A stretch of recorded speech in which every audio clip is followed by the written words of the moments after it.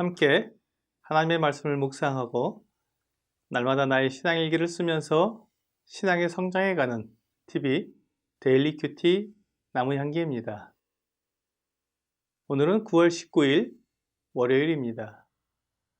오늘 함께 큐티할 성경 본문은 사도행전 4장 13절에서 22절입니다.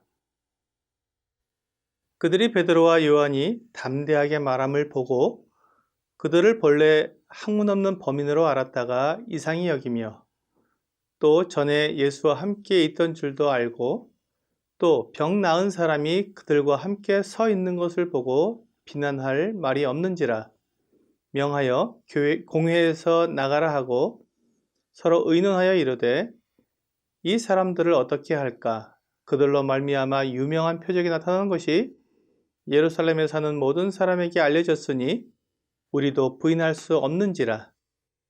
이것이 민간에 더 퍼지지 못하게 그들을 위협하여 이후에는 이 이름으로 아무에게도 말하지 말게 하자 하고 그들을 불러 경고하여 도무지 예수의 이름으로 말하지도 말고 가르치지도 말라 하니 베드로와 요한이 대답하여 이르되 하나님 앞에서 너희의 말을 듣는 것이 하나님의 말씀을 듣는 것보다 옳은가 판단하라. 우리는 보고 들은 것을 말하지 아니할 수 없다 하니 관리들이 백성들 때문에 그들을 어떻게 처벌할지 방법을 찾지 못하고 다시 위협하여 놓아주었으니 이는 모든 사람이 그 된 일을 보고 하나님께 영광을 돌림이라. 이 표적으로 병 나은 사람은 40여세나 되었더라. 코람데오라는 말은 라틴어로 하나님 앞에서라는 말입니다.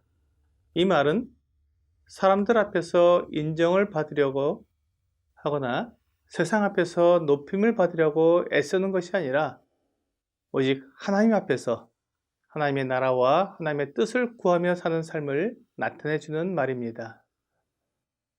언제든지 사람이나 세상이 하나님보다 더 커 보이면 타락하고 부패할 수밖에 없습니다.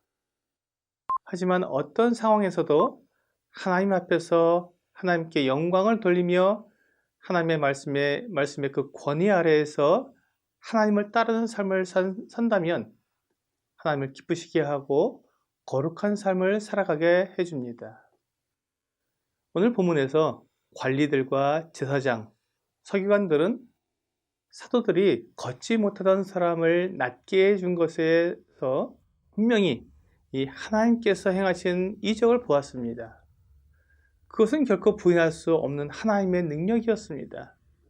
그렇다면 이제 그들이 해야 할 일은 하나님을 인정하고 하나님 앞에서 자신들의 모습을 돌아봐야 했습니다.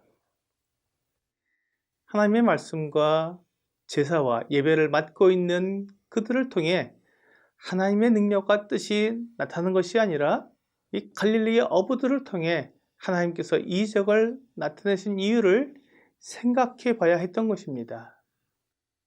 하지만 그들에게는 이 걷지 못하던 사람이 걷게 되는 하나님의 표적도 이 갈릴리 어부들의 입에서 나오는 담대한 간증도 아무 소용이 없었습니다. 그들의 마음에는 세상과 사람들이 너무 크게 자리 잡고 있었기 때문입니다. 그들이 사도들을 공회에서 잠깐 나가게 하고 의논한 내용은 그들이 사도들을 통해 하나님의 능력이 나타난 것을 알고 있었지만 어떻게 해서든지 사도들을 인정하지 않고 사람들 앞에서 자기들의 현재 입장을 잘 유지할 수 있느냐는 것이었습니다. 그들이 찾은 방법은 사도들을 위협하는 방법이었습니다. 사도들에게 더 이상 예수 그리스도의 이름으로 말하지도 말고 가르치지도 말라고 경고해서 백성들 사이에 예수 그리스도가 퍼지는 것을 막는 것이었습니다. 제사장들과 관리들로 이루어진 공회에서 결정한 것을 거부하기란 정말 어려운 일입니다. 그만큼 공회가 백성들 사이에 권위가 있었기 때문입니다. 하지만 사도들은 주위의 압력에도 굴하지 않고 담대하게 대답했습니다.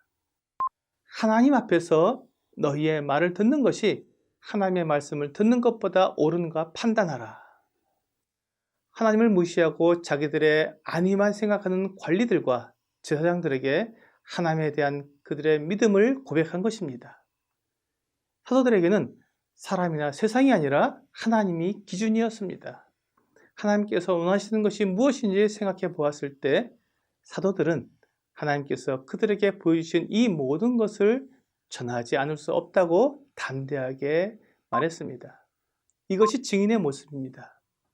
어떤 압력에도 굴하지 않고 보고 들은 것을 말하는 것이 증인이 해야 할 일입니다.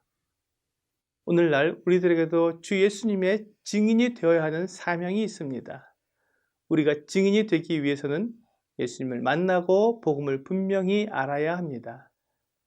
나에게 이런 경험이 없다면 올바른 증인의 역할을 할 수 없을 것입니다. 세상과 사람들이 압력을 가해오면 포기할 수밖에 없을 것입니다. 사도들이 자기들이 경험한 것을 전하지 않을 수 없다고 고백한 것처럼 예수 그리스도를 만나 거듭난 그리스도인들은 예수 그리스도를 전하지 않을 수 없을 것입니다. 이것이 성령을 받은 사람들 안에서 성령께서 행하시는 일이기 때문입니다. 오늘의 적용 질문을 보겠습니다.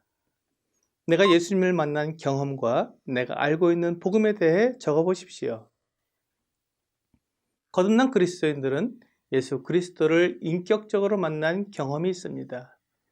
인격적으로 만났다는 말은 이론적으로 아는 것이 아니라 살아계신 주님으로서의 예수님을 경험하는 것을 말합니다.